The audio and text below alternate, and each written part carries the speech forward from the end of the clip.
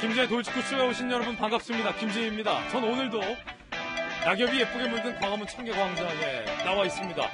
윤석열 검찰총장과 이낙연 대표, 그리고 윤석열 검찰총장과 이재명 지사, 여야의 잠재적 대권 후보들 간의 양자 대결 가상 여론조사 결과가 발표됐는데, 와, 초박빙, 초접전, 잠시 후에 공개하겠습니다.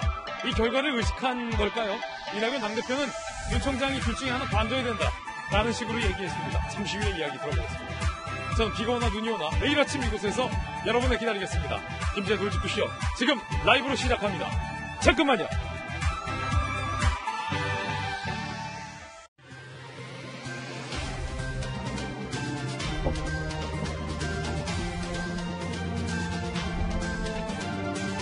신문 읽어주는 남자입니다. 과연 이낙연 대 윤석열, 이재명 대 윤석열 가상 양자 대결 결과 어떻게 나왔을까요? 잠시 후 공개합니다. 오늘 조간신문 함께 하시죠. 먼저 동아일보입니다. 동남권 신공항 14년 돌고 돌아 원점.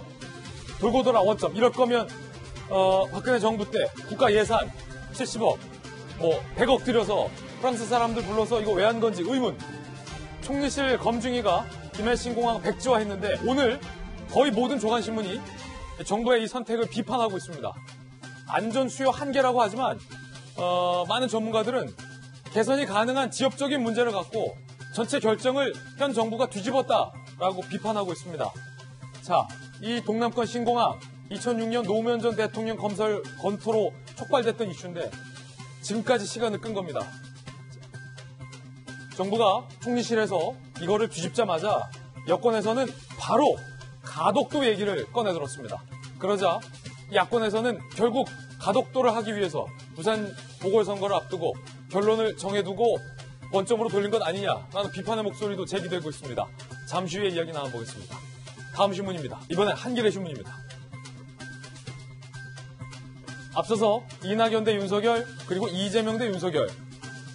자, 잠시 후에 결과 발표드린다고 말씀드렸는데 그 결과를 의식한 것인지 아닌지 모르겠으나 이낙연 대표가 윤석열 총장 정치 중립 처신 못하면 거취를 결정해야 한다라고 비판을 했습니다. 잠정 이 대권 라이벌에 대한 의식한 발언이냐라는 분석도 나오고 있습니다. 잠시 후에 직접 들어보겠습니다.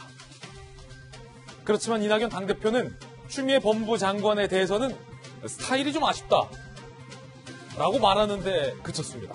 다음 신문입니다. 이번엔 중앙일보입니다.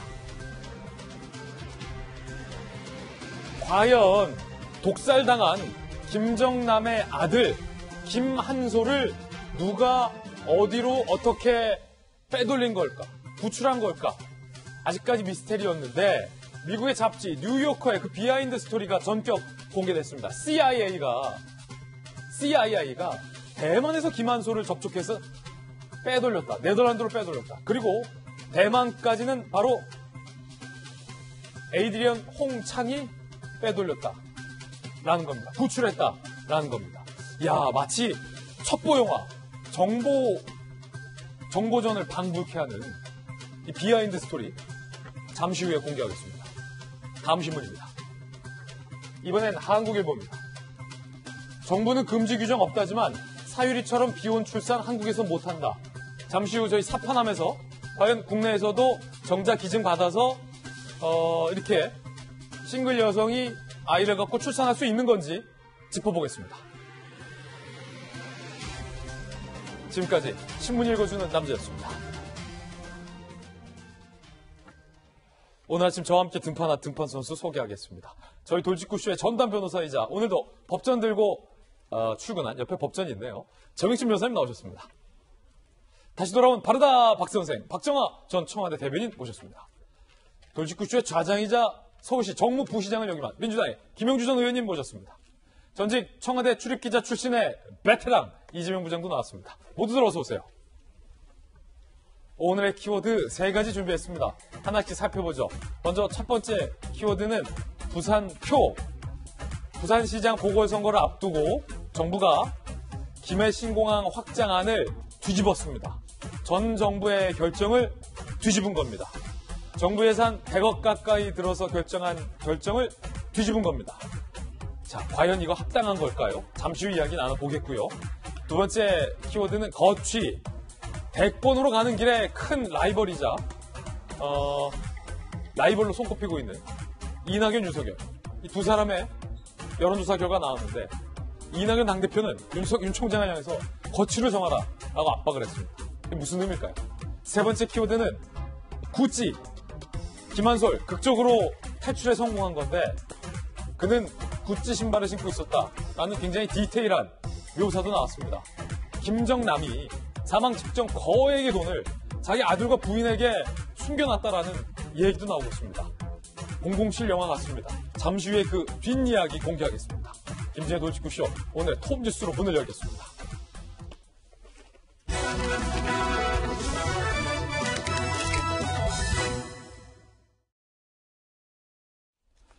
자, 여러 가지 뉴스들 준비되어 있는데 오늘 저희가 준비한 첫 번째 소식은요. 바로 코로나19와 백신 소식입니다.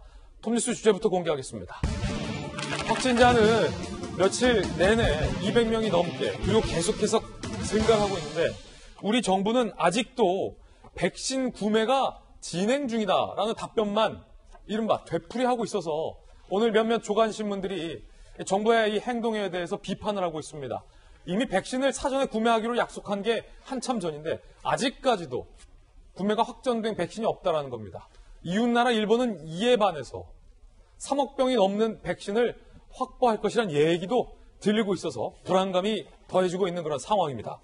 자, 먼저 우리나라가 화이자도 백신 효능을 자랑하고 모더나도 백신 효능을 자랑하고 있는데 과연 대한민국 정부는 이 시점에 화이자든 모더나든 코로나19 백신을 몇 병이나 구입해놨을까요?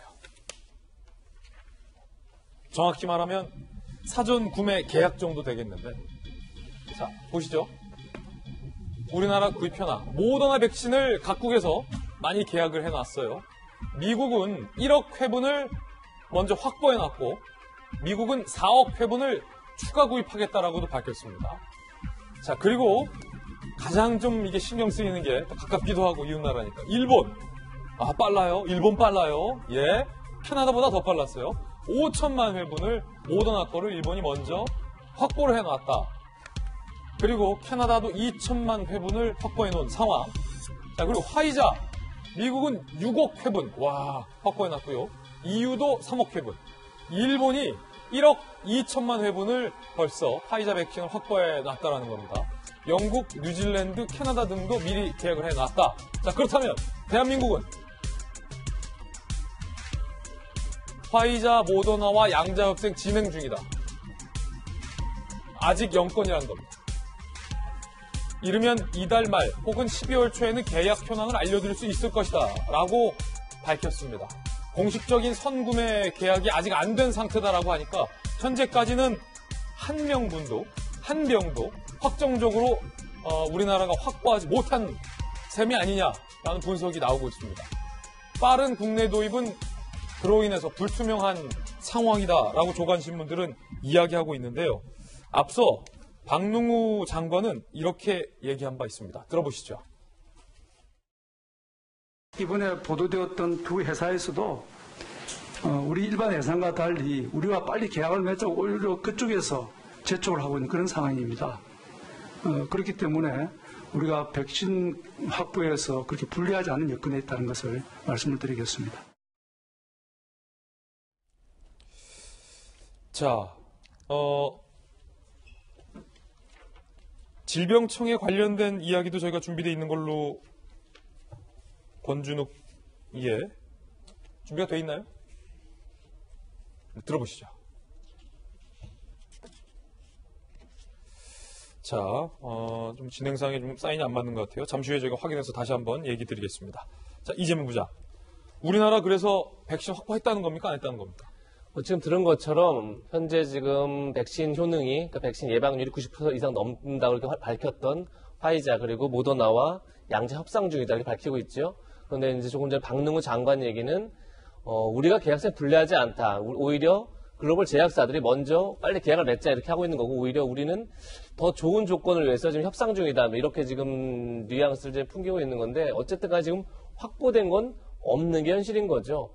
그런 반면에 지금 조금 전에 봤지만 일본 같은 경우는 3억 3천만 병이 확보돼 있다. 뭐 이렇게 지금 밝히고 있습니다. 그렇게 되면 일본 인구가 1억 한 3천만 명 정도 된다. 그렇게 되면 보통 백신을 일정 기간을 두고 2번 맞아야 된다. 이렇게 알려지고 있습니다. 그러면 전체 인구가 2번을 백신을 맞을 수 있는 충분한 양을 확보했다. 이렇게 볼 수 있는 건데 지금 우리는 아직 영병으로 확보가 안 된 상태인 것도 문제지만 지금 약 3천만 명 분을 확보할 거다. 이렇게 얘기를 하고 있습니다. 그렇게 되면 사실 전체 인구가 한 번 맞기도 좀 버거운 양이죠. 그렇게 해서 그런 상황이기 때문에 과연 백신을 좀 충분히 확보하기 위한 충분한 이렇게 협상이 되고 있는지 굉장히 국민들의 의문이고 그렇기 때문에 그런 불안감이 여전히 있지 않나. 그래서 역시 뭐 다음 달 초까지는 백신 확보가 가능할 것이다 이렇게 얘기를 하고 있는데 지금 백신 확보를 하고 있다 이 얘기를 거의 한 넉 달 가까이 했죠. 그런 점에서 빨리 좀 성과를 보여야 될 시점이 아닌가 그런 생각이 듭니다. 그렇군요. 11월 말, 12월 말에는 계약 현황을 밝힐 수 있겠다라고 얘기를 했는데 박정환 대변인님 벌써 백신 구매하겠다고 한 게 한참인데 자, 일본과 비교해서 아직은 우리나라는 한 병 정도라도 구매했는지 여부도 못 밝히고 있는 상황인 거잖아요. 답답할 수밖에 없어요. 지금 이재명 기장 말씀 주셨지만은 넉 달째 저 똑같은 소리를 하고 있어요. 근데 우리 돌아보자고요. 1월 말쯤에 코로나가 확산이 되기 시작했습니다. 벌써 10달 가까이 됐고 조금 있으면 1년 가까이 돼요. 그동안 우리는 코로나 때문에 추경도 수차례 많이 했어요. 질병관리본부가 질병관리청으로 승격을 했고요. 매일매일 질병당국에서 브리핑을 했습니다. 그러나 그 사이에 한번 볼까요? 대구에서 확진자가 굉장히 많이 나왔을 때 우리 전문 의료진들 가서 자원봉사하고 힘들게 노력을 했는데 결국 그 사람들 체류비 같은 것도 질병당국에서 제때 공급해 주지도 못했어요. 예산 그렇게 많이 진행이 됐는데 여태 백신 한 병도 확보 못했다는 게 말이 되는지 모르겠어요.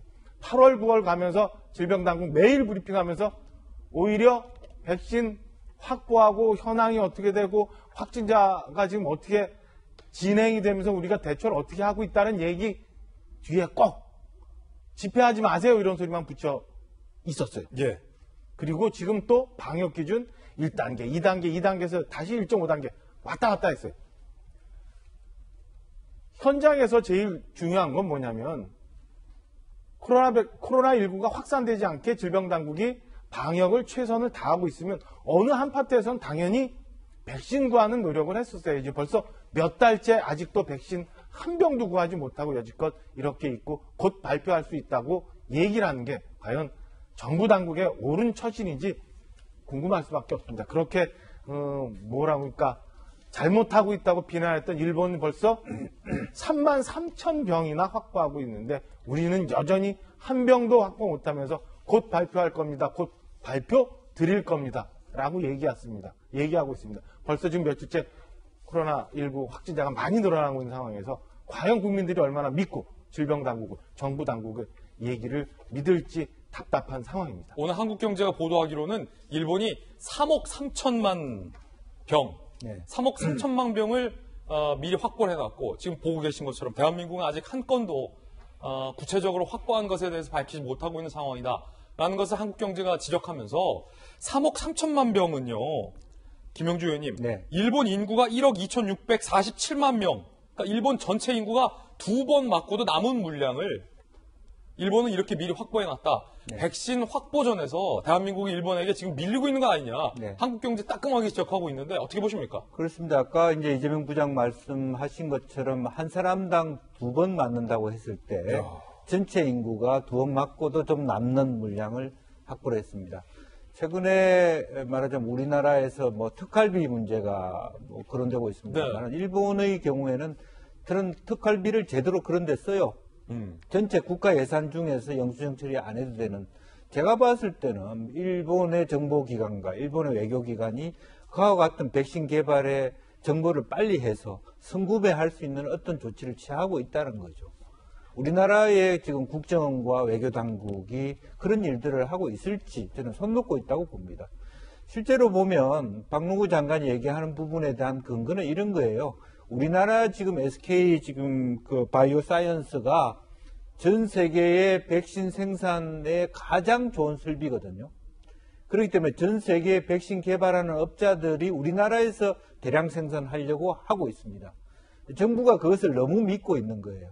그렇기 때문에 정부는 그걸 계산해서 우리 국민의 60%를 확보했다고 얘기를 한 거거든요. 예. 실제로. 이제 그런 것만 믿고 있고 그렇기 때문에 오히려 지네들이 우리한테 좋은 조건을 제시하고 있다. 이렇게 발언한 겁니다, 배경은. 그렇지만 세상은 그렇지 않습니다. 그렇죠. 그들이 만들어 있는 총량, 오히려 일본의 다케다 제약은 말하자면 자국 생산, 일본 생산급만 한다라고만 돼 있는데 우리나라는 이미 다 외국 생산으로 계약을 했을 경우에 외국 생산하는 것 중에 일부를 우리나라한테 달라라고 하는 한국 정부의 보관이 있겠지만 이미 다 외국에서 선구매 다 했어. 줄 거 없어. 그러면 손을 털어야 되는 입장. 손 털어야 된다 그러면. 예.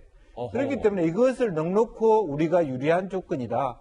우리나라에서 생산하고 싶어하는 건 분명한 사실입니다. 예. 그러나 그렇다고 해서 이미 다 나간 것을 계약이 다 들어간 것을 어떻게 우리가 빼달라고 할 수 있겠습니까? 그래서 지난번 독감 백신 때도 모자랐지 않습니까? 예. 이미 1월부터 그런 것이 말하자면 트윈으로 올 수 예상했을 때 그런 부분을 할 수 못한다면 그래서 전체적으로 우리나라가 다시 한번 생각해 볼 것이 박능우 장관의 문제뿐만 아니라 국정원과 외교당국이 이러한 아주 기밀한 정보에 대해서 어떻게 생각하고 그런 특활비를 진짜 오히려 뭐 수사 이런 것이 아니라 국민 생명과 관련된 부분을 쓸 수 있는 우리는 반대로 되어 있습니다. 특수활동 안 한 사람한테 특활비를 주고 진짜 필요한 부분은 모두 공개하라.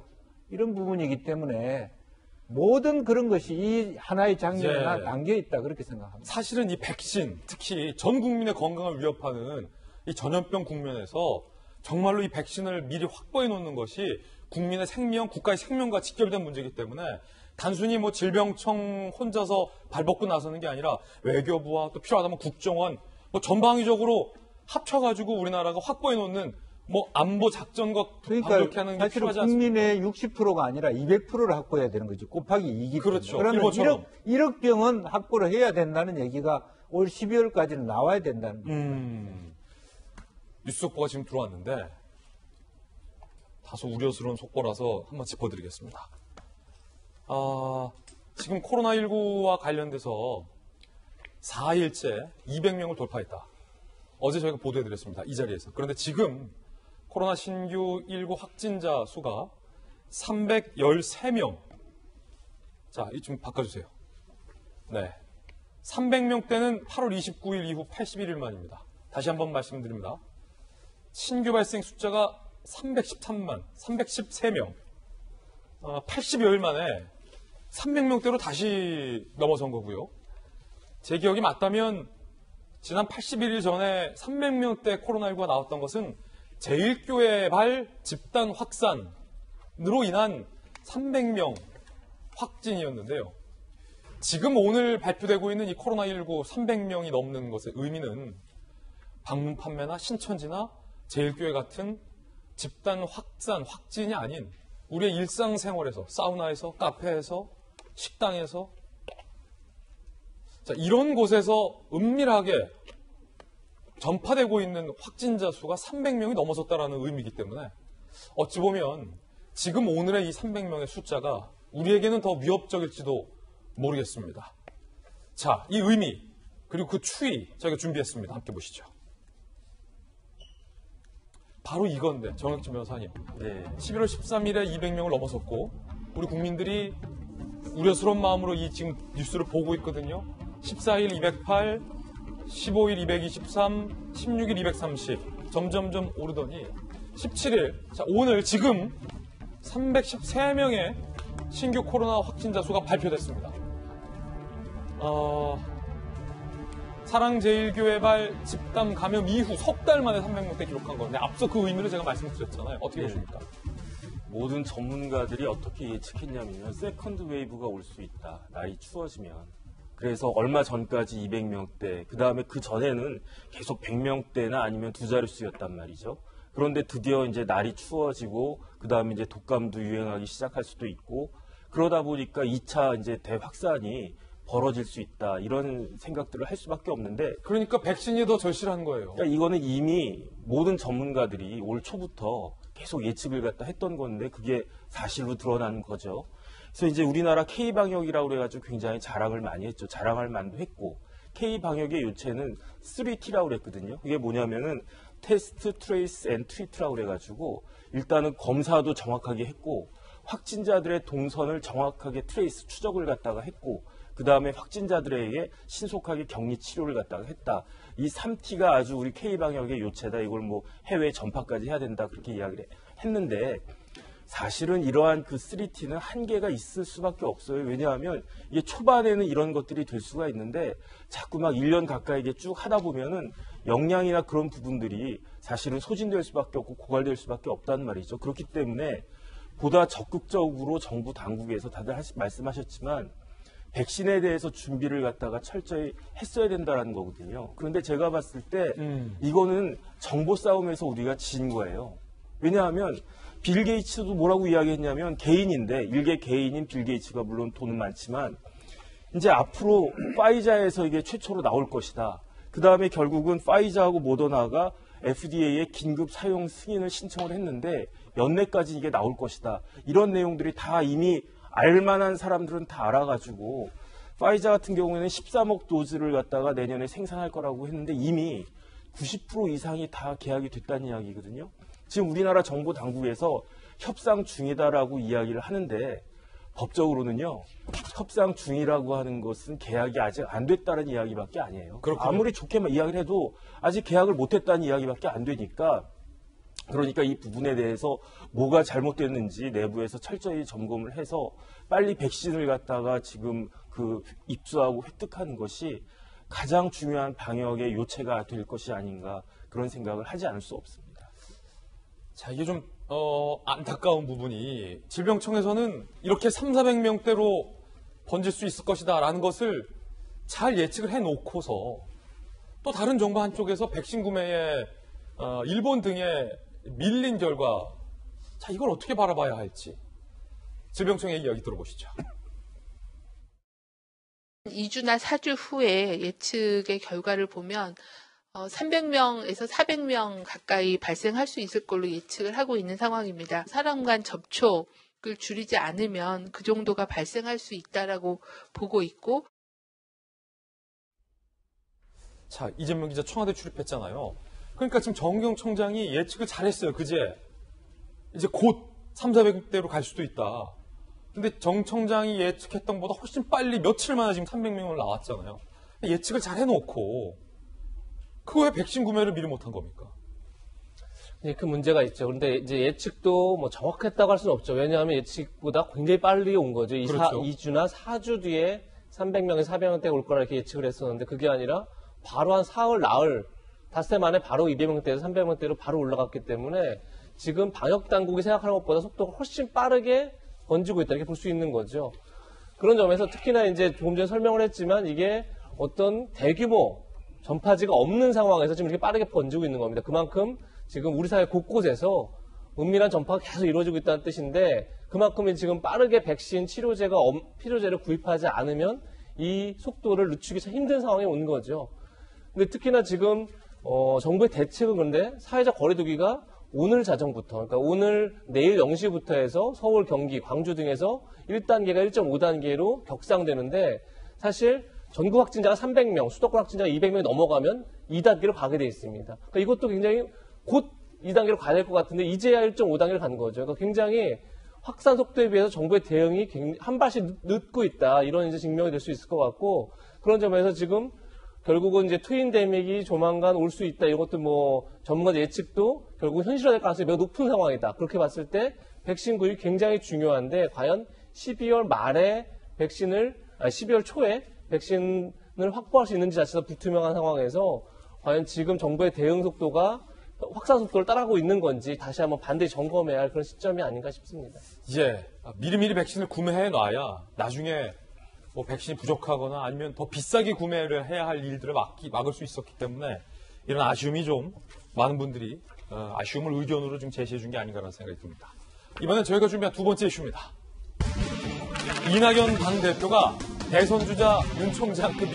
대선주자급이 된 윤 총장의 거취를 압박했습니다. 자, 그런데 이낙연 대표의 이 발언 기사 동시에 이낙연 대 윤석열 양자 대결 지금까지는 뭐 대선에 나올 법한 사람들을 쭈루룩 여론조사를 돌려서 그 결과를 발표했었는데 자, 독특하게 사실 본선은 양자 대결이거든요. 결국에 양자 가상 대결 결과 발표됐습니다.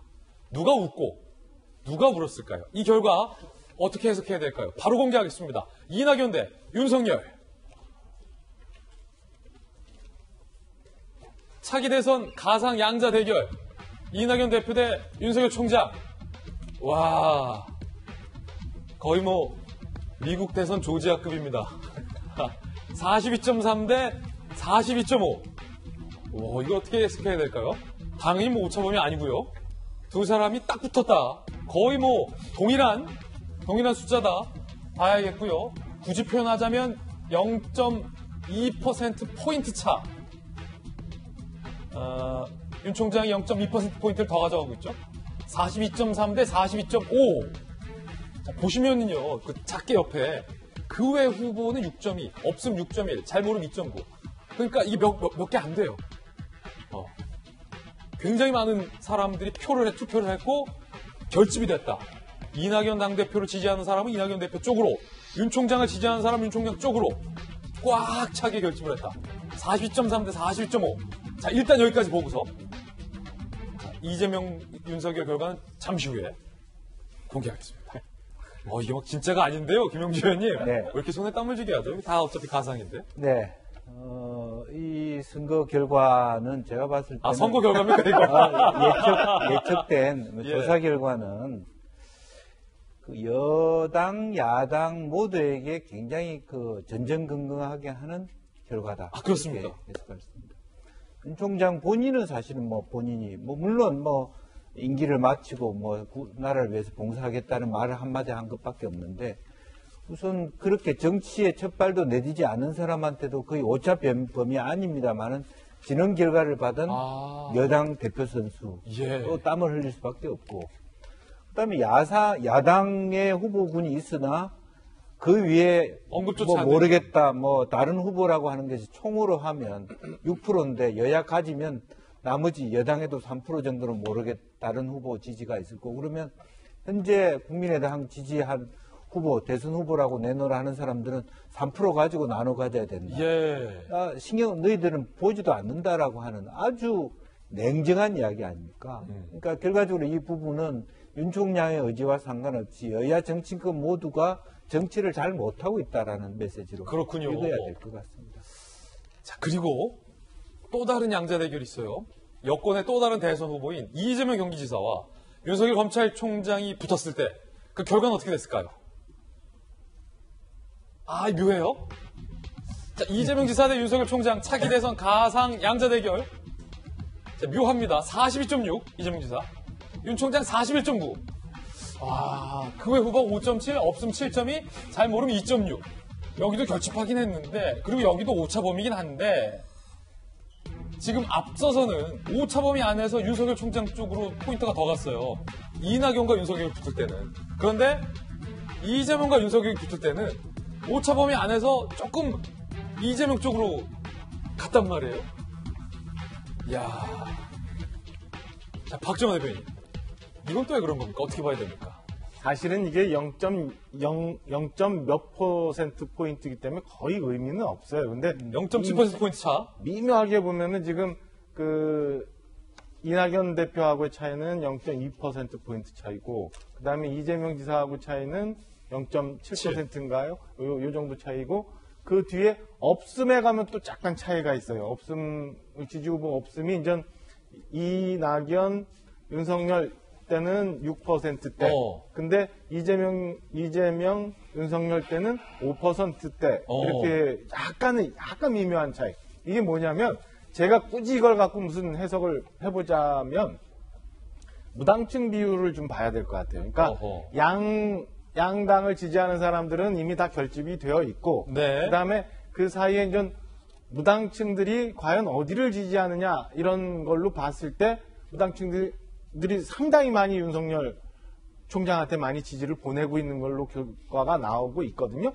여기에 그 미묘한 차이는 뭐냐면, 이낙연 대표는 그래도 소위 말하는 친문 내지는 극문, 민주당 전통적인 지지자들의 지지가 조금 더 있어서 42%를 약간 넘는 숫자를 보이고 있는 거고, 이재명 지사는 거기서 약간 빠진 41점 얼마가 나오게 되는 거예요. 뭐 그런 의미를 조금 보일 수 있고요. 그 다음에 무당층들이 윤석열 총장이 많이 모이면서 지금 그 친문의 많은 지지를 받고 있는 걸로 보여지는 예. 이낙연 대표보다는 이재명 지사에 대한 지지가 약간 다소 좀 떨어져 있는 그런 듯한 의미를 좀 보이고 있는 거 아닌가라고 좀 애써 해석을 합니다. 그렇군요. 자, 그냥 가상으로 보는 겁니다. 여론조사 결과는 여론조사 결과일 뿐. 아직 대선철도 좀 남았기 때문에 큰 사실은 의미부여할 필요는 없을 것 같다라는 생각도 한편으로 들지만 재밌지 않습니까? 재미로 보는 겁니다. 자, 이 결과에 대해서 서울시장 선거 출마를 선언한 여당의 우상호 의원은요, 윤 총장의 이 같은 지지율에 대해서 이렇게 평가를 했습니다. 들어보시죠. 여권 해석입니다. 정치인이 아닌 분에 대한 정치 조사는 그 일시적인 인기에 그친 경우가 많죠. 검찰총장을 그만두거나 하면 그런 역할을 안 하실 거 아닙니까? 방기문 총장님이나 또 우리 그 황교안 전 대표나 이런 분들도 상당히 인기가 있다가 어느 순간에 이렇게 인기가 물거품처럼 사라지는 것을 봤지 않습니까? 저는 같은 현상이라고 저는 보고 있습니다.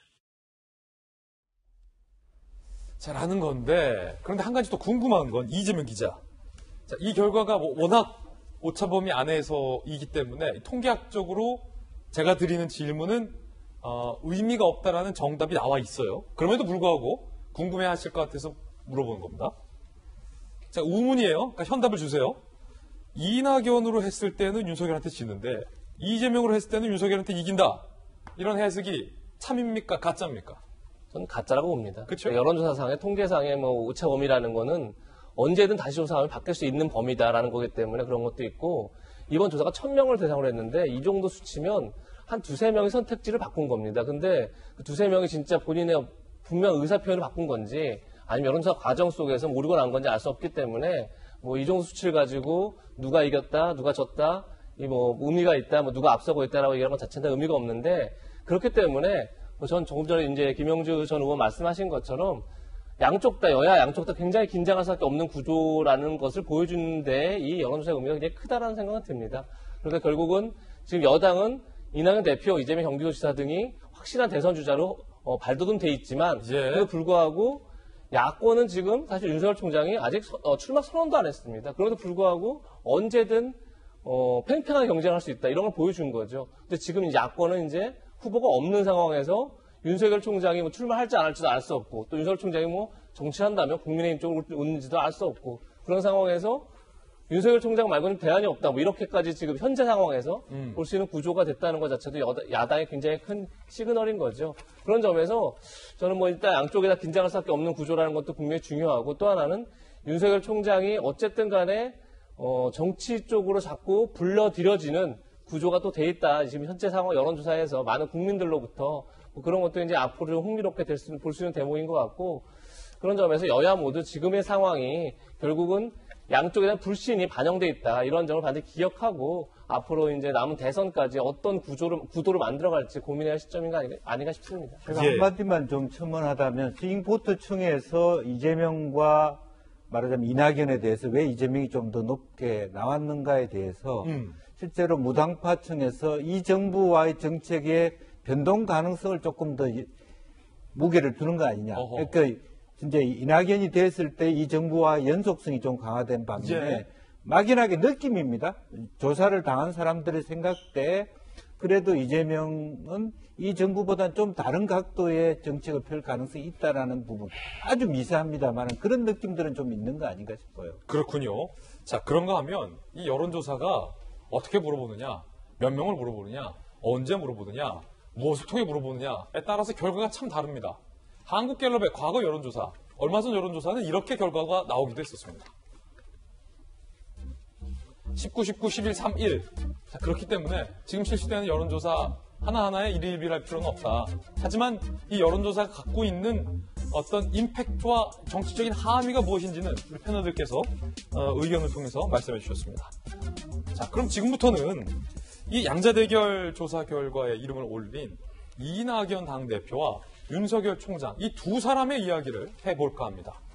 이낙연 대표, 이런 여론조사가 발표되고 있는 요런 한쪽의 흐름과 어제 관훈 토론을 했습니다. 묘한 시점에 윤 총장을 향해서 이런 말을 했습니다. 들어보시죠. 추 장관의 경우는 비교적 스타일 쪽에 아쉽다 하는 말씀을 듣는 것 아닌가 생각을 합니다. 총장님은 공직자로서 합당한 처신을 하고 계시는가, 그 자리에 계시는 한 공직자로서 합당한 처신을 하는 것이 맞다고 생각합니다. 정치적 중립성에 대한 시비나 또는 검찰권 남용이라는 논란, 이런 것들을 불식시켜 주실 필요가 있겠죠. 만약에 그럴 마음이 없으시다면 그건 본인이 선택해야 될 문제이죠. 정혁진 변호사님, 이낙연 당대표는 이 여론조사 결과들을 보면 자신의 최대 라이벌일 수 있는 윤석열 검찰총장을 향해서 거취를 결정해야 된다라는 얘기까지 했어요. 그런데 대척점에 있는 추미애 장관에 대해서, 윤 총장의 대척점에 있는 추 장관에 대해서는 그냥 스타일상의 아쉬움이다라고 평을 했거든요. 이낙연 당대표가 평가한 추미애 장관에 대한 평가와 윤 총장에 대한 평가가 좀 너무 다른 것 아닙니까? 일단 저 같으면 저렇게 말씀 안 하셨을 것 같고요. 그 다음에 제가 봤을 때 추미애 장관은 스타일의 문제는 결코 아닙니다. 그건 기본의 문제이죠. 그러니까 법률가로서 하지 말아야 될 그런 말씀들을 굉장히 많이 하셨어요. 이게 헌법적인 가치에 부합하지 않는 그런 말씀을 하셔가지고 굉장히 실수가 많았다. 그래서 우리나라 법무부 장관이 저런 정도밖에 안 되는가, 그런 뭐 자괴감이 들 정도로 그렇게 말씀을 하셨던 것 같고, 윤 총장에 대해서는 이제 임기가 보장돼 있음에도 빨리 나왔으면 좋겠다라고 하는 취지를 그 말씀을 갖다 하신 것 같은데, 오히려 제가 봤을 때는 윤석열 총장은 가만히 있었던 것 같아요. 그 다음에 아까 여론조사 결과가 이렇게 쭉 나왔지만 거기에 대해서 윤석열 총장이 뭐 스스로 어떤 행위를 한 것은 전혀 없었던 것 같고, 오히려 다른 사람들이 특히 국감을 통해 가지고 윤석열이라고 하는 사람의 존재를 부각시켜준 것이 아닌가, 일단 저는 그런 생각을 많이 하거든요. 그렇기 때문에 여기에 대해서는 조금 더 지켜봐야 될 것 같고, 그렇기 때문에 오히려 여든 야든 반성을 많이 해야 된다. 왜냐하면 윤석열 총장이 스스로 내가 뭘 하겠다라고 한 게 아니고, 여권에서 여권을 지지하지 않는 사람들이 굉장히 많다라고 하는 게 드러난 거고, 그럼에도 불구하고 야권을 지지하지 않는 사람들도 그 이상으로 많다라고 하는 것이 지금 그 많은 사람들의 정서가 아닌가, 그런 것들이 이번 조사에서 반영된 것이 아닌가, 그런 생각이 듭니다. 네, 그런가 하면 윤석열 총장은 뭐 하고 있었을까? 검사들과 오찬을 했다고 합니다. 함께 보시죠. 자, 그 검사들, 이른바 갑질 사건을 수사했던 검사들과 오찬을 했다는데요. 어제 대검 구내식당에서 윤 총장이 서울 북부지검 강력범죄전담부 검사 6명과 오찬 간담회를 했다. 경비원 상습 폭행에서 극단적 선택을 이르게 한 신모 씨를 구속 기소한 부사다. 이른바 갑질 범죄를 수사했던 검사들과 오찬을 했다라는 겁니다. 자, 그 자리에서 우월한 지위를 남용한 범죄에 적극 대응해 의례주의에 있는 사회적 약자를 보호하는 것이 검찰의 가장 기본적 책무다라고 얘기를 했고요. 그러면서 참 저희 학창시절에 많이 봤었던 수학의 정석, 문제집 얘기를 꺼내들었습니다. 수학의 정석도 오랜만에 보네요. 저거랑 성문 종합영어 그 두 개 열심히 외웠는데 지금 생각해보면 영어를 외웠으니 잘할 리 있겠습니까? 어쨌든 수학의 정석도 기본 문제가 아닌 실력 문제부터 풀어야 실력이 늘 수가 있다. 아, 그렇습니까? 후배들에게 어려운 사건도 맡겨서 사건 해결 능력 키우게 하라 라며 수학의 정석 책을 또 언급했다라고 합니다. 일단은 박정화 대변인님, 네. 의례주의에 있는 사회적 약자를 보호하는 게 검찰의 가장 기본적 책무다라고 하면서 우월한 지위를 남용한 범죄에 적극 대응하라 라는 걸 강조했다라고 하는데요. 어떻게 보십니까?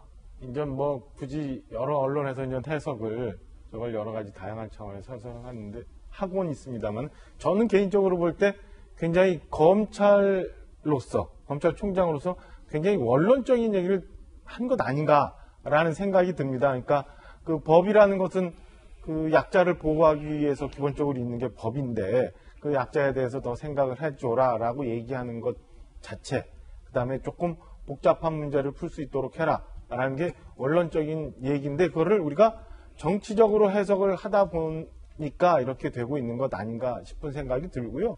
저는 지금 윤석열 총장이 기존에 지방 가서 지방에 근무하고 있는 검사들 만나고 그다음에 이 간담회가 최근에 새로 생겨갖고 앞으로도 진행이 될 거라고 하는데 이런 게 이제 내부 다지기라고도 해석을 할 수 있고 그런 여러 가지가 있을 수 있습니다만 앞서 우리가 봤던 이낙연 민주당 대표의 윤석열 총장에 대한 견해, 가령 그러니까 검찰권 중립이라던가 공직자의 처신이라던가 아니면 정치적 중립을 생각한다면 거취를 선택해야 된다. 이런 인식들이 기본적으로 검찰총장으로서 그다음에 검찰의 위상을 잡기 위해서 하고 있는 일을 너무 정치적으로 과하게 해석을 하고 있는 것 아닌가. 그리고 여권 일부에서 그렇게 쳐다보고 있기 때문에 윤석열 현상이라는 것은 또 나타나는 거고 윤석열 총장이 굉장히 정치를 한다는 오해까지 받아가면서 이런 일들이 생기고 있는 거 아닌가라고 해석을 하고 싶습니다.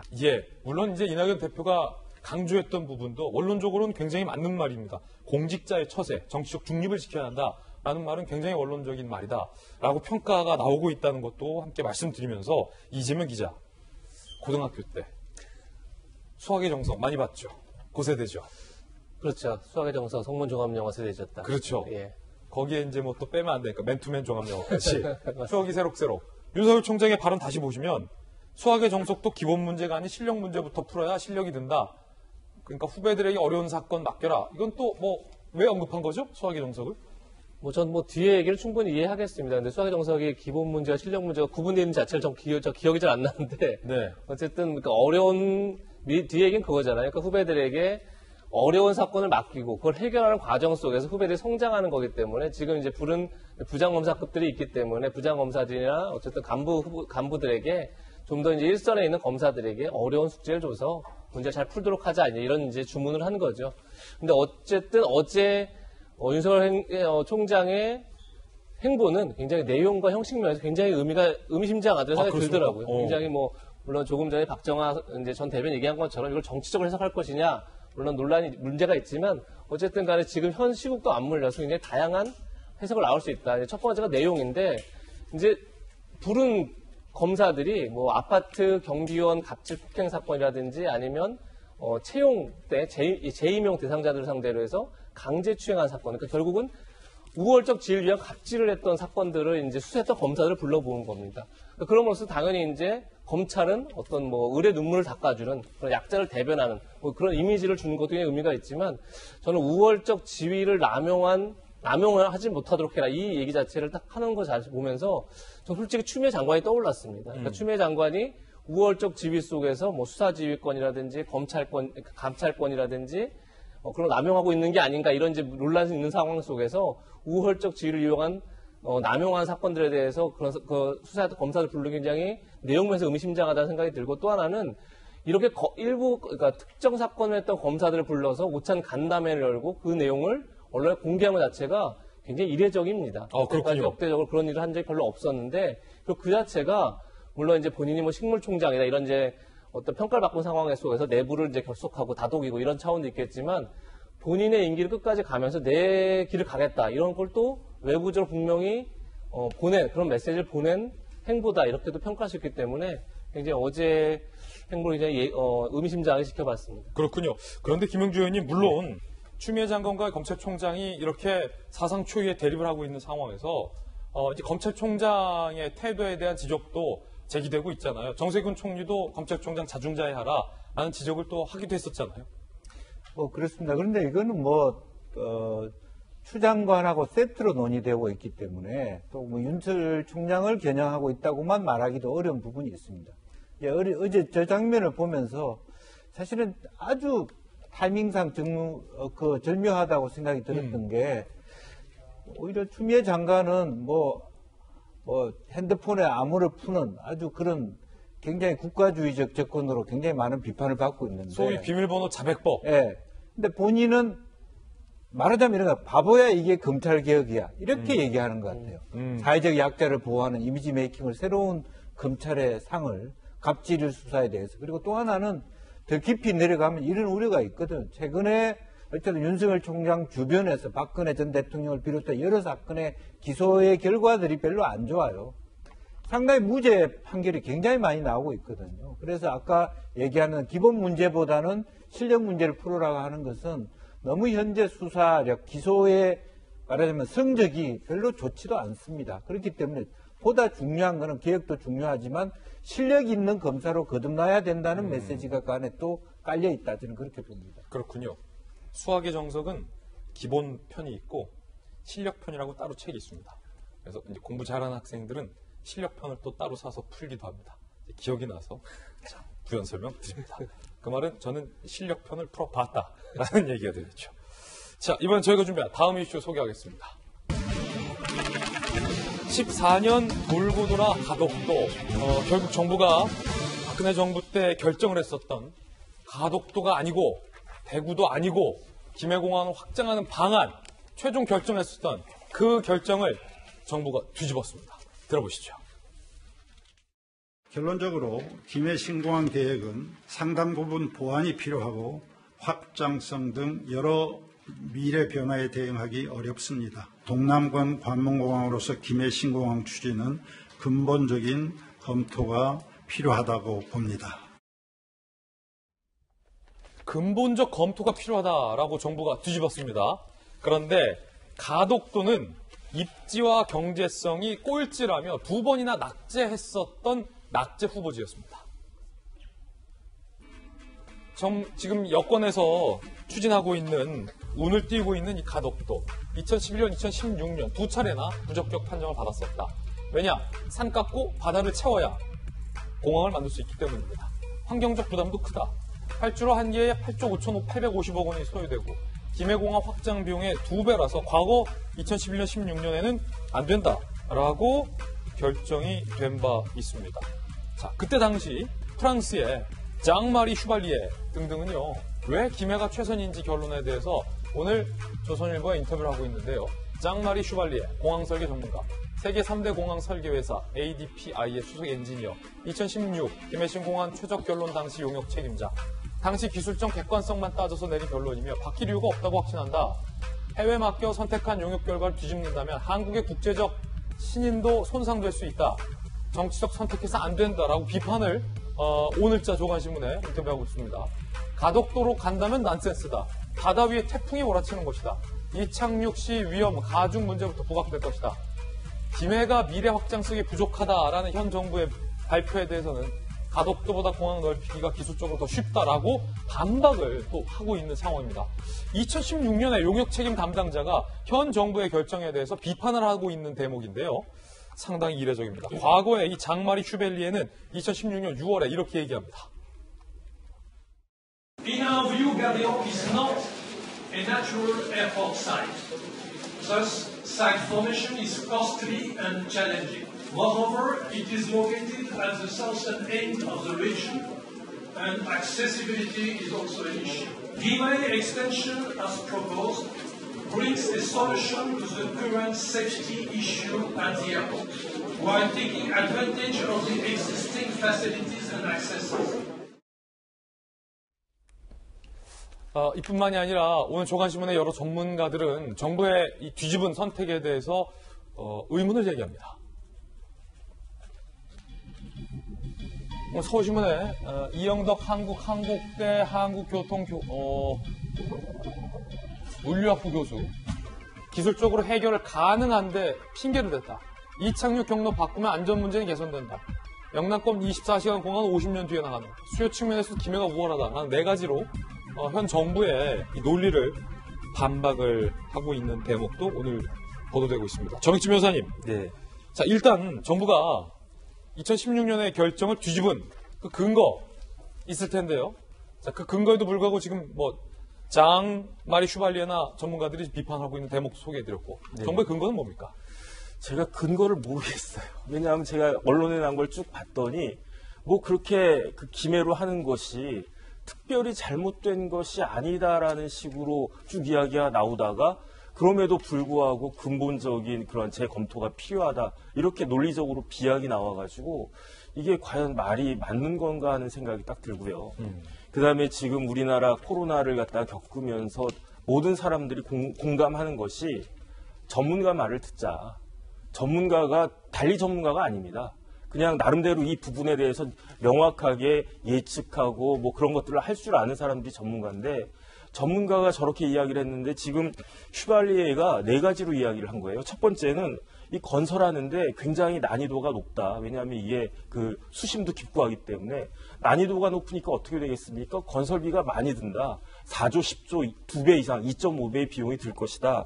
그 다음에 세 번째가 접근성이 굉장히 불리하다. 그 다음에 이제 네 번째가 운영하는 데 있어서 간사이 공항이 지난번에 태풍 와가지고 아주 큰 피해를 입지 않았습니까? 그런 일들이 가덕도에도 있을 수가 있다. 그렇기 때문에 그 인터넷 홈페이지에 보면요. 그 장 슈발리에가 쓴 보고서가 600페이지가 넘거든요. 그게 다 떠 있어요. 그래서 제가 보지는 못하고 맨 뒤에 있는 결론 부분만 이렇게 쭉 봤는데 결론적으로 뭐냐면 내가 돈을 몇십억 받은 이 컨설팅 보고서 쓰는데 뭐 몇십억인지 100억인지 받았다고 그랬잖아요.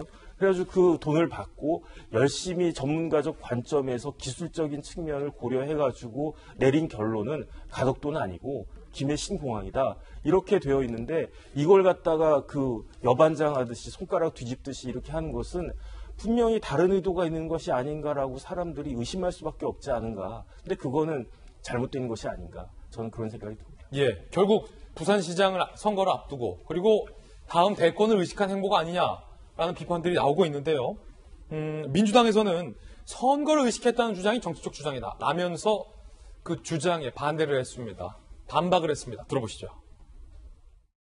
특별법을 발의하기로 했고 재보궐선거가 내년 4월에 있으리라고 예상한 사람은 아무도 없습니다. 선거를 의식해서 했다 하는 주장이야말로 정치적인 주장이다. 정책의 문제를 자꾸 정치적으로 바라보는 것 자체가 대단히 유감스럽다. 민주당 내부에서 그리고 김경수 지사 등 여권 지자체장들도 가덕도로 띄우기에 나서고 있는 그런 상황입니다. 오늘 한겨레신문과 경향신문은 정부의 이 같은 결정에 대해서 어떻게 썼을까요? 함께 보시죠. 한겨레신문 사설입니다. 또 정치 논리로 오락가락한다. 천문학적 예산이 투입되는 대형 국책사업이 이렇게 오락가락하는 건 바람직하지 않다. 내년 4월 부산시장 보궐선거를 앞두고 속도를 낸다는 의심도 지울 수 없다. 이런 정치권의 셈법에 기대서 영남권 신공항을 졸속 추진해서는 안 된다. 이례적으로 한겨레신문이 강하게 정부의 결정에 대해서 비판을 했습니다. 경향신문은요. 나쁜 선례를 남겼다. 정치 논리 뒤집기다. 경향신문은 더 세게 비판하고 있습니다. 어렵사리 결정된 국책사업을 뒤집은 건 결코 바람직하지 않다. 정치 논리로 국책사업을 뒤집는다면 정책에 대한 시민의 신뢰는 쌓일 수 없다. 정권마다 다르게 나오는 검증 결과를 누가 믿겠나? 민주당의 이번 가덕도 신공항 밀어붙이기는 아주 나쁜 선례가 될 것이 틀림없다. 한겨레신문 경향신문이 이례적으로 사설로서 비판을 하고 있는 건 대목인데요. 김영주 의원님 어떻게 네. 보십니까? 그러니까 기본적으로 보면은 공항이 어쨌든 영남권이든 동남권이든 되려 그러면 오히려 내륙적으로 좀 오히려 올라간다든지 그래서 조금 더 많은 인구들이 이용할 수 있도록 한다든지 해야 되는데 바다로 더 나왔다는 것은 건설 비용도 건설 비용이지만 접촉이 더 어려워지는 내륙 지역에서는 그러려면 그 접근로를 인천공항처럼 완전히 또 다리를 놓아서 할 수 있는 데인데 과연 그런 인프라가 될 수 있느냐 하는 그런 것이고 또 무엇보다도 김현미 장관이 최근까지 그런 부분에 대한 일체 언급이 없었어요. 실제로 가덕 신공항에 대한 부분이 없었고 결정된 바가 없다 이렇게 얘기를 했기 때문에 그런 부분도 문제가 될 수 있다고 생각됩니다. 네. 다만 이것의 문제는 뭐냐면 예컨대 이제 뉴딜이라고 하는 측면에서 국가가 현재 경제의 말하자면 코로나 상태에서 경제 상태가 안 좋으니까 상당히 많은 어떤 뭐 건설이나 이런 것에 대한 부흥을 위해서 이런 프로젝트를 한번 한다고 보면 이것은 장기적 과제여야 된다라고 하는 생각은 들 수 있습니다. 그러니까 논에 따라서는. 그런데 이게 굉장히 단기적으로 결정하고 무리수를 둔다라고 하는 것은 굉장히 오히려 국가의 예산을 집행한다는 입장에서 상당히 후대가 또 비판을 할 수 있는 그런 대목이 있기 때문에 지금 그러한 어떤 김해 신공항의 한계를 얘기한다 하더라도 그 대안을 찾는 것은 다시 원점에서 최근에 김현미 장관이 그런 식으로 국회에서 답변한 걸로 알고 있거든요. 어쨌든 그런 결정이 나온다면 그 결정을 받아들이지만 다시 원점에서 얘기를 해야 된다는 문제가 있다. 그런 말씀드립니다. 가덕도로 답 정해놓고 하면 안 된다라는 말씀. 자, 그런데 야당도 뭘 어쩌자는 건지 입장이 엇갈리고 있습니다. 야당이 오락가락하고 있습니다. 들어보시죠. 지난번에 확정되어 있는 상황을 갖다가 비슷한 사람들이 평가를 했을 텐데 그걸 확 뒤집었다는 그 사실 자체에 대해서는 정부 정책의 일관성이 나는 없다고 생각을 해요. 석연치 않은 절차로 온갖 꼼수를 써서 무산시키는 과정 자체가 월성 원전 폐쇄하는 것과 흡사한 여러 가지를 많이 느끼고 있습니다. 선거를 앞두고 표를 얻기 위해서 국책 사업을 함부로 이렇게 절차에 맞지 않게 하는 것은 감사원 감사를 받아야 하고. 김종인 위원장은 정부 정책의 결정이 뒤집힌 것은 비판하면서도 정작 가덕도로 결정되면 지원하겠다라고 밝혔고, 주호영 원내대표는 또 감사원에 감사를 청구하겠다라고 하고 있습니다. 그리고 야당에서도 박정화 대변인, 부산의 지역구를 둔 국회의원들은 반대를 하고 있지 않고 있고요. 대구의 지역을 둔 야당 국회의원들도 반대를 하고 있고요. 야당의 목소리도 두 갈래입니다. 지금 보신 것처럼 비대위원장과 원내대표 목소리가 약간 다르고, 말씀하신 것처럼 부산, 경남, 울산 출신의 의원들과 TK 출신의 의원들이 다 반응이 틀려요. 제가 볼 때는 청와대와 민주당으로서 아주 절묘한 수를 둔 것 같은데, 야당마저도 쫙 갈라놓고, 이제 저렇게 되고 있습니다만은 이 안에서 지금 대구 경북에 있는 국민들 소리와 부산, 경남, 울산에 있는 국민들 소리가 또 달라요. 또 쫙 갈라놨어요. 언제까지 이렇게 쫙쫙 갈라놔야 되는지 잘 모르겠고요. 저는 어제 이게 발표가 나면서 두 가지 점핑을 했잖아요. 하나는 김해신 공항이 뭐가 문제가 있는지 잘 모르는데 근본적 검토가 필요하다라고 점핑을 한 번 했다고 지금 정학진 변호사 말씀. 두 번째는 그러면 김영주 의원님 말씀 주신 것처럼 그럼 어떤 대안들이 있는지에 대해서 다시 한번 재검토가 들어가야 되는 건데, 그거 없이 그냥 가덕도 그리고 바로 특별법까지 그냥 점핑을 두 단계를 해요. 그러면 누가 보든 이거는 선거를 의식해서 표 얻기 위한 것 아닌가라는 생각을 할 수밖에 없는 상황이고, 국가 100년대계, 1000년대계 운명을 결정할 수 있는 저렇게 큰 SOC 사업을 이렇게 선거를 앞에 두고 표만 의식해서 결정을 하고 여지껏 14년 동안 3대, 4대에 걸쳐서 대통령이 바뀌어오면서 있었던 일들을, 그리고 그 사이에 두 번, 세 번씩 검증해서 결정했던 것들을 이렇게 뒤집는다? 저는 굉장히 나쁜 선례를 남겼다는 경향신문 사설에 동의를 합니다. 그리고 또 하나 유감스럽게도 사실은 야당도 뭐 선거를 앞두니까 분명히 그런 어정쩡한 상황이 될 수밖에 없고 결정이 된다면 지원해 줄 수밖에 없다는 김종인 비대위원장의 얘기에 일부 이해는 합니다만, 글쎄요, 아닌 건 아니라고 얘기할 수 있어야 그의 야당의 본 모습 아닌가 싶고요. 지금까지 여러 번 선거를 통해서 저기 부산 신공항, 부산 그 영남권 신공항에 대해서 논의가 많았었어요. 그리고 이미 4년 전에 각 해당되는 지자체장들이 앞에서 합의를 다 했어요. 그거를 이제 와서 뒤집는데 여기에 그냥 또 끌려간다. 저는 야당도 비판받을 대목이 있다고 분명히 보여지고요. 저는 개인적으로 이렇게 국가 대개가 왔다 갔다 하는 일은 안 된다고 봅니다. 자, 이번엔 저희가 준비한 다음 순서입니다. 오늘의 하프 시간입니다. 함께 보시죠. 도대체 김한소를 누가 어디서 어떻게 어디로 빼냈는지 비하인드 스토리 공개됐습니다. 그리고 전세난, 정부가 내일 전세 대책 발표한다는데 알려지기로 영업 안 되는 호텔방을 임대해서 전세 월세 준다 라는 대책을 들어가 있는 것으로 알려서 논란이 일고 있습니다. 자, 먼저 독살된 김정남, 김정은의 이복형, 그의 아들 김한솔이 미국에서 여동생과 엄마와 극적으로 구출이 됩니다.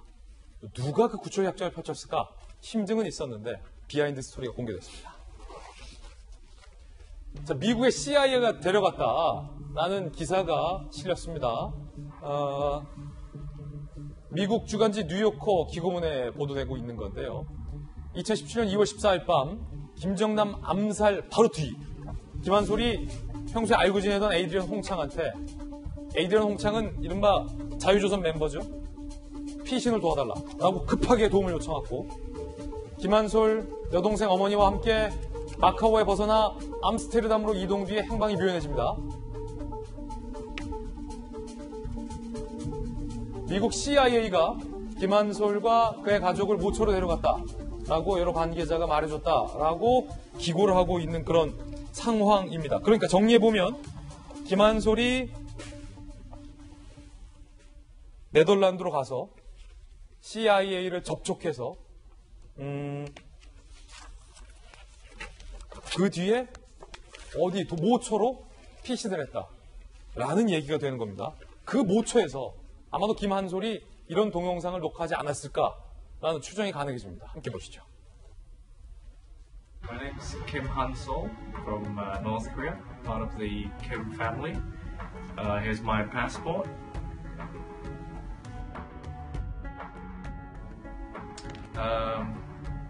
My father has been killed a few days ago. I'm currently with my mother and my sister, and we're very grateful to Adrian for his help, Adrian and his team for his help. We hope this gets better soon.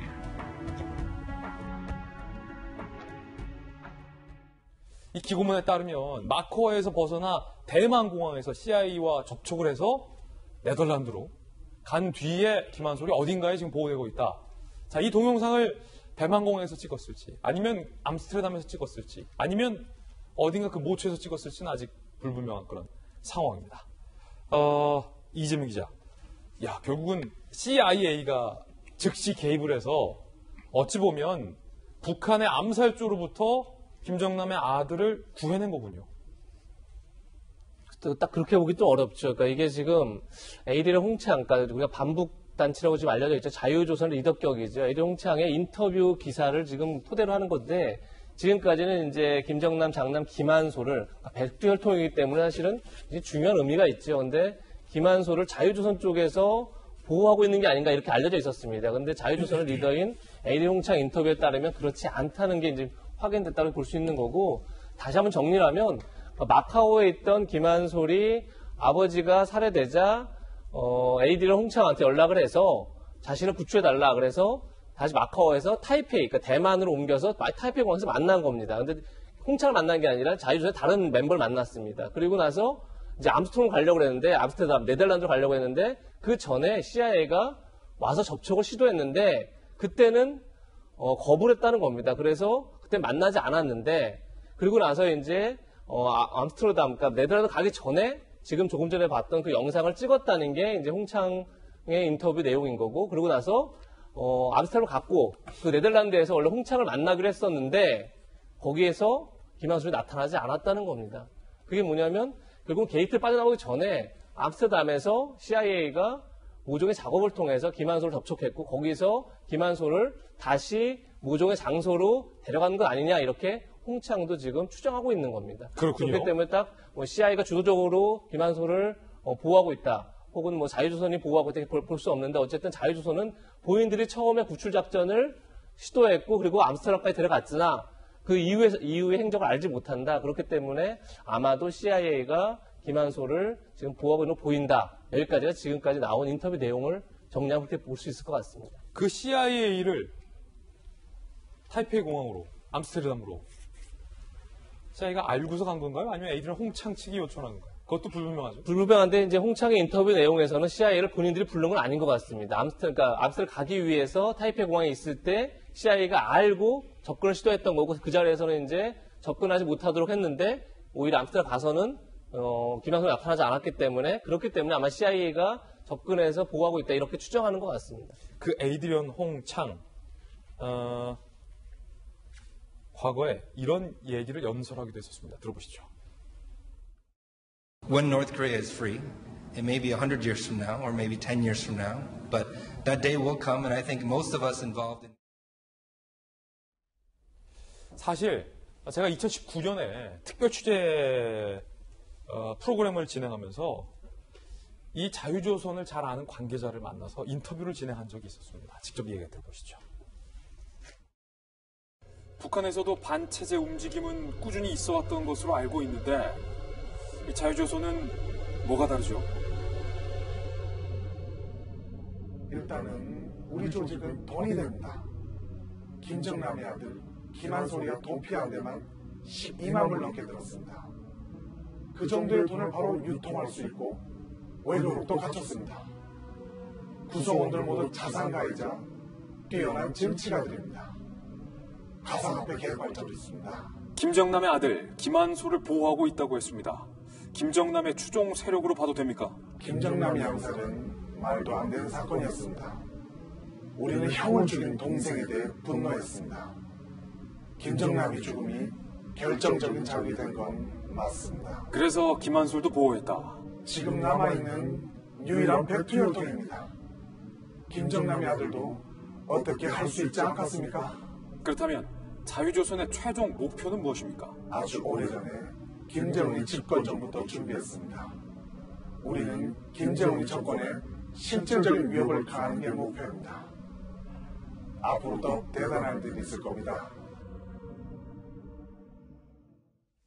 저 에이드리언 홍창이 저 이후에 무슨 일이 생기냐면 CIA에 갑자기 체포된 일이 생깁니다. 그런데 그 전에 무슨 일이 생기냐면 정보 관계자들에 따르면 북한이 홍창의 신변을 위협하는 일이 생겼거든요. 그래서 김영주 의원님, 그때 당시 CIA가 에이드리언 홍창을 체포하는 그 모습을 보면서 이게 CIA가 체포하는 게 아니라 오히려 북한을 통해 북한으로부터 보호하는 것 아니냐, 뭐 이런 추측도 나왔었어요. 그런 면도 있죠. 우선은 뭐 그 전 이야기를 좀 더 하면 어쨌든 스페인 북한 대사관 침입을 해서 컴퓨터를 갖고 왔는데 스스로 그것을 풀어보려고 했는데 안 됐기 때문에 FBI하고 CIA에 협조를 부탁했는데 어느 순간 그 CIA가 오히려 그걸 수배하는 이제 그런 부분이 있었어요. 이제 그런 부분을 첫 번째로 보면 오히려 보호한다라고 얘기할 수 있고 또 다른 한편으로 보면 그 시점이 김정은과 트럼프가 여러 가지 협상을 논의하는 시점이었기 때문에 미국이 상당히 어떤 그런 대놓고 말하면 자유북한을 도와줄 수 없는 그런 부분들이 있을 수 있습니다. 그래서 당분간 활동을 못하게 했을 수도 있다. 저는 개인적으로 그런 생각을 갖게 됩니다. 예. 자, 이 비하인드 스토리가 사실은 더 있을 것 같습니다. 아직 우리 세상에는 알려지지 않은 그 비하인드 스토리가 알려지면 계속해서 이야기 드리겠습니다. 두 번째 앞으로는 내일 정부가 발표할 전세대란 대책 중에 이런 내용이 포함되어 있다는 내용이 알려지고 있습니다. 호텔을 개조해서 전월세로 내일 전월세 대책 발표 예정인데 서울시내 호텔을 인수해서 코로나 때문에 지금 문 닫기 일보 직전 호텔을 정부가 인수해서 그 호텔방을 전세 주고 월세 준다. 이낙연 대표도 호텔방을 주거용으로 바꿔서 전월세 주는 방안 등이 포함되어 있다라고 얘기를 했고 매물이 나온 이태원 동의 크라운 관광호텔 등 관광호텔급의 호텔을 전월세로 준다. 호텔방을. 자, 실효성이 의문이다라는 목소리가 제기되고 있습니다. 공급 가능한 호텔 객수가 100에서 300개. 자녀 둔 3인 이상 가구가 호텔방에서 전세 살 수 있을까? 원세 살 수 있을까? 자, 유승민 의원도요. 기가 막히다. 이래서 이 정권 안 되는 거다. 라고 비판을 했고요. 또 다른 전문가는 호텔은 작은 창문이 하나뿐인 형태가 대부분이라 골조 자체가 주거용으로 적합하지 않다라는 얘기도 지금 하고 있는 그런 상황입니다. 박지원 대변인님. 네. 자, 이 뭐 여러 가지 정부가 굉장히 고민을 하고 있는 것 같습니다. 내일 발표가 돼봐야 확정적으로 말씀드릴 수 있습니다만 현재 뭐 이야기되고 있는 부분 중에 뭐 극히 하나겠지만 코로나 때문에 안 되는 이제 남는 호텔방을 자, 지금 전세난을 겪고 있는 서울 주민들에게, 시민들에게 전세를 준다. 어떻게 생각하십니까? 원래는 사실은 18일인 오늘 전월세 보완 대책이 나온다고 했는데 또 하루간 연기가 되는 것 같아요. 그 안에 무슨 사정이 있는지 모르겠는데. 그리고 어제 이낙연 민주당 대표가 가는 클럽 토론에 가서 지금 서울 시내에 안 되고 있는 호텔을 개조해서 저렇게 쓰겠다라고 얘기하면서 전제로 우리나라 인구 구조가 그렇게 인구 구조가 이렇게 변해 있는지 몰랐다라는 말씀을 덧붙입니다. 여기서 저는 계속 우리 정부의 부동산 대책이 아직도 이 진단을 제대로 못하고 그래서 처방이 제대로 안 나온다고 보여지는데요. 인구 구조가 부족해서 지금 1인 가구에 대한 대책이 부족해서 지금 전월세 그다음에 부동산 가격이 난리가 난 게 아니에요. 전 가구가 다 지금 해당이 되어 있는 거예요. 큰 집 사는 사람, 작은 집 사는 사람, 뭐 첫 번째 집 사는 사람, 집 옮기는 사람 아니면 전세 얻고자 하는 사람 월세 다 모든 가구가 다 정해져 있는데 지금 대책이라고 말씀하신 게 겨우 서울 시내 안 되는 호텔들 개조해가지고 주겠다. 그 기본에 인구 구조가 이렇게 바뀐 거에 대해서 정부가 미처 못 챙겼다, 미안하다. 글쎄요, 1인 가구 문제 때문에 저렇게 이 지금 전월세 문제가 나왔다라고 얘기하는 것 자체가 저는 진단이 애초에 잘못됐고요. 그 다음에 저희 지금 뭐 방송 스튜디오에 앉아 있습니다만 스튜디오도 나름대로 역할이 있는 거고요. 제가 들고 있는 볼펜도 나름대로 역할이 있는 거예요. 지금 코로나 때문에 일시적으로 호텔이 불경기고 어려운 상황이지만 이거 언제 또 필요할지 몰라요.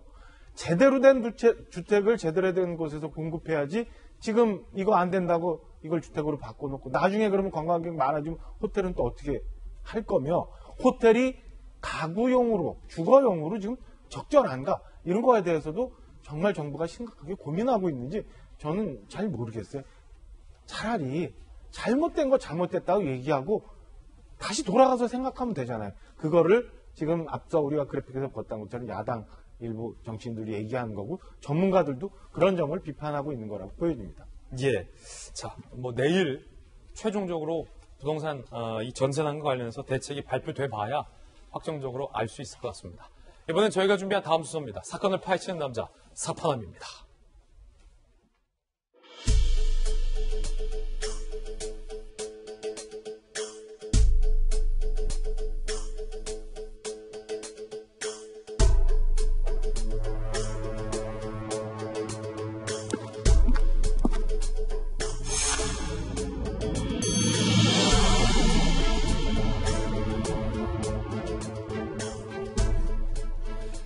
사건을 파헤치는 남자 사파남 김지입니다. 오늘 저와 함께 사건 파헤쳐 주실 분 모셔서 소개하겠습니다. 형사 출신의 변호사 박승미 변호사님 나오셨습니다. 어서 오세요. 안녕하세요. 방송인 사유리 씨가 미혼 상태에서 정자 기증을 받아서 아들을 출산했다는 소식 전해드렸습니다. 자, 이 이후로 많은 여성들이 나도 국내에서 정자를 기증받아서 출산할 수 있느냐라는 문의가 있다고 합니다. 이거 가능할까요? 영상부터 만나보시죠. 지금 이제 5월이잖아. 올해 안에 꼭 해보고 싶은 거 있어? 임신, 그리고 출산하고 할 수 있으면 결혼. 하나는 다 할 수 있겠지.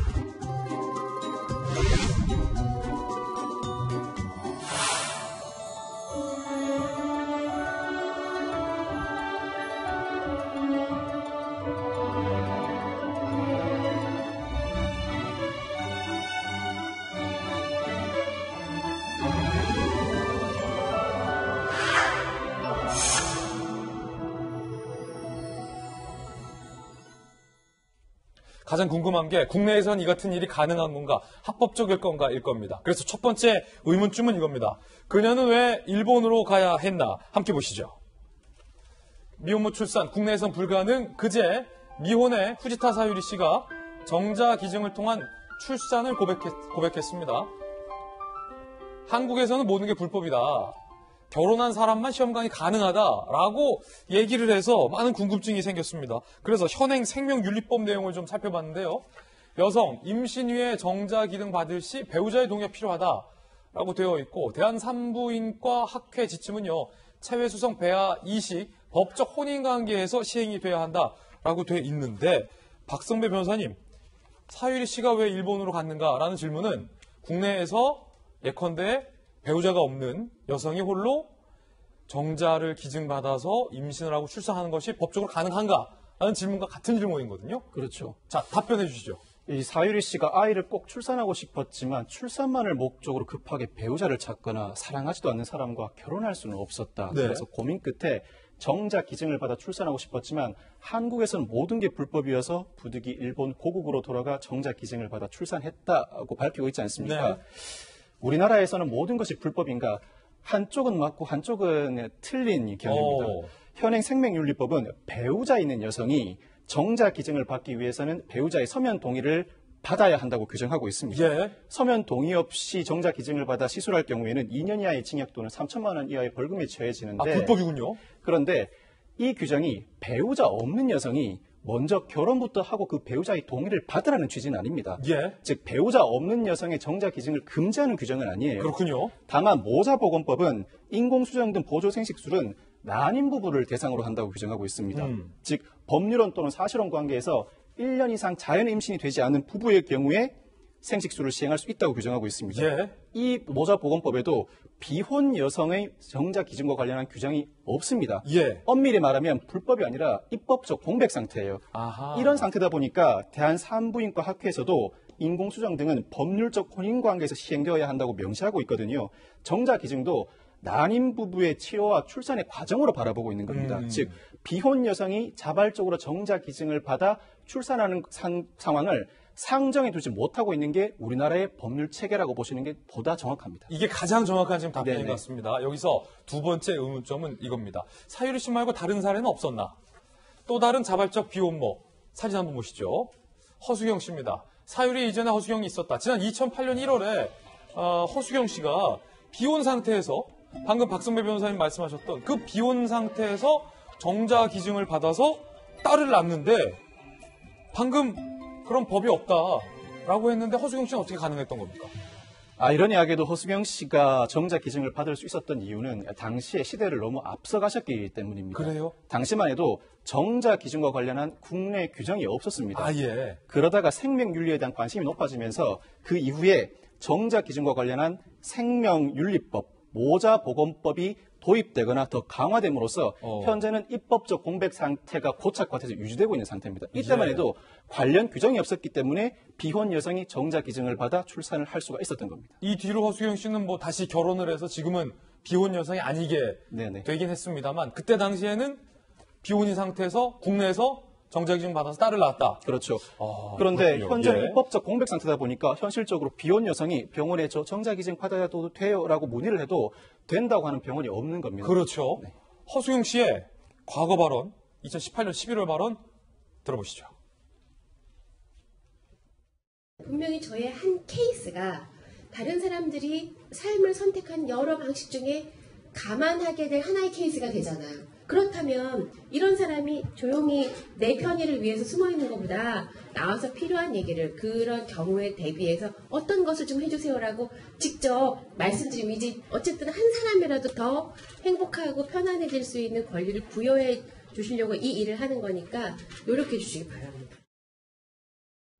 자, 여기서 세 번째 궁금증으로 이어집니다. 함께 보시죠. 정자은행 운영 시스템은 과연 어떤 건가? 국내에 이런 정자은행이 있기는 한 건가? 궁금한데 함께 보시죠. 한국공공정자은행연구원 자료라고 하니까 이런 단체가 있나 봐요. 1번, 기증 조건. 만 19세 이상에서 50세 미만. 대학, 재학 이상의 건강한 남성. 사전 검사 후 이상 없을 시 가능하다. 그리고 기증자 정보는 기증받는 여성에게 제공하지 않는다. 다만 혈액형은 제공해준다. 익명성을 위해서 숫자로 표기해준다. 세 번째, 기증의 대가로 남성이 받는 대가. 무료 신체 검사, 기초 보상비. 그러니까 별로 대가가 주어지지 않고 있는 것 같은데요. 박선배 변호사님, 지금 우리나라 정자은행의 경우에는 정확한 외모나 스펙 신원을 제공해주지 않는다라는 거예요. 혈액형만. 네, 맞습니다. 이것 때문에 불법 정자 매매가 기승을 부리기도 했었다면서요. 우리 생명윤리법은 대가를 조건으로 정자를 제공할 수 없도록 하고 있습니다. 그런데 스펙이 제공되지 않는다는 이 이유 때문에 한때 우리나라 여러 사이트에서 정자 불법 매매가 성행했습니다. 네. 즉 정자를 제공하는 남성의 나이, 외모, 학력, 직업 등의 정보를 제공하고 양 당사자가 비밀스럽게 연락을 취하는 형태로 정자 불법 매매가 이루어지기도 했는데 이럴 경우에 그 사실관계를 정확히 확인할 수도 없고 안정성을 확보할 수도 없는 겁니다. 사회 문제화된 상태였기 때문에 당시에도 공공전자은행을 도입하자는 논의가 이루어진 적도 있습니다. 그렇군요. 우리나라에는 국가 차원의 중앙정자은행이 없다는 지적도 나오고 있는데 몇몇 병원에서 지금 운영하고 있나 봐요? 국내는 과거 정자 운행 10곳 정도가 운영되다가 그나마도 줄어들어서 현재는 5곳 정도가 운영되고 있다고 합니다. 아, 그렇군요. 또 기증자도 상당히 줄어들고 있다고 하는데 정자 기증 수요는 있지만 공급이 따라가지 못하는 상황입니다. 이런 상황이다 보니까 공공전자은행 설립을 도모해야 한다는 주장이 좀 더 설득력을 얻고 있습니다. 정자의 불법 거래를 막아야 할 뿐만 아니라 공공전자은행이 도입되게 되면 정자 공급이 좀 더 활성화되겠죠. 그리고 제공되는 정자의 관리도 좀 더 철저하게 시행할 수 있게 되겠죠. 그러니까 이 이야기는 현재 법규상에서 따지면 결혼을 한 난임 부부가 아이를 갖고 싶잖아요. 그럴 그렇죠. 때 이제 정자의 기증이 반드시 필요한데 그때 그 정자 기증을 원활하게 해줄 수 있는 정자은행의 필요성에 대해서. 그렇습니다. 이야, 법이 참 네. 그렇군요. 자, 그러면 앞서서 궁금한 게 지금 기증자의 신원을 제공하지 않고 혈액형만 제공해 준다고 하잖아요. 근데 요 좀 개선해야 된다는 움직임도 좀 있다면서요. 스펌 매치를 도입하고 있는 연구소가 있습니다. 원칙적으로는 부부의 혈액형에만 맞춰서 정자 기증을 해왔다가 최근에는 물론 기증자 익명성은 원칙으로 해야 합니다. 거기에 혈액형에 더해서 배우자 유전적 특징, 즉 정자 기증을 받는 여성의 배우자 유전적 특징에 가장 적합한 정자를 제공하는 스펌 매치 프로그램을 개발해서 이 부부의 아이로 좀 더 내 아이로 인지할 만한 정자 기증을 도모하고 있는 시스템을 개발하고 있습니다. 예, 사유리 씨 사건으로 인해서 궁금한 것들 오늘 박승배 변호사님과 함께 풀어봤습니다. 박 변호사님 감사합니다. 감사합니다. 저희들은 60초 광고 후에 다시 찾아오겠습니다. 잠시 후에 뵙죠. 조금 전 저희가 토크 중에 에이드리언 홍창이 체포됐다라는 질문이 있었는데 정확하게 말씀 정정드리겠습니다. 미국 수사당국에 체포된 사람은 역시 같은 자유조선의 조직원인 크리스토퍼 아니었다라는 사실 말씀드리고요. 에이드리언 홍에 대해서는 FBI가 체포영장을 발부한 것은 팩트입니다. 하지만 그는 공개 수배를 피해 여전히 도피 중이라는 말씀 정정드리겠습니다. 자, 저희가 오늘 준비한 소식 모두 다 전해드렸고요. 지금부터 시작되는 인터넷 라방 라이브 방송 이사 말로에서는요. 오늘의 주제 대권 경쟁자 윤 이의 견제구라는 주제로 김영주 전 의원과 이재명 부장 두 분 모시고 이야기 나눠보겠습니다. 라방에도 많은 관심 부탁드립니다. 저희들은 내일 아침 9시 15분에 더욱더 풍성한 소식 들고 인사드리겠습니다. 오늘 하루는 분명 어제보다 나을 겁니다. 좋은 하루 되십시오. 고맙습니다.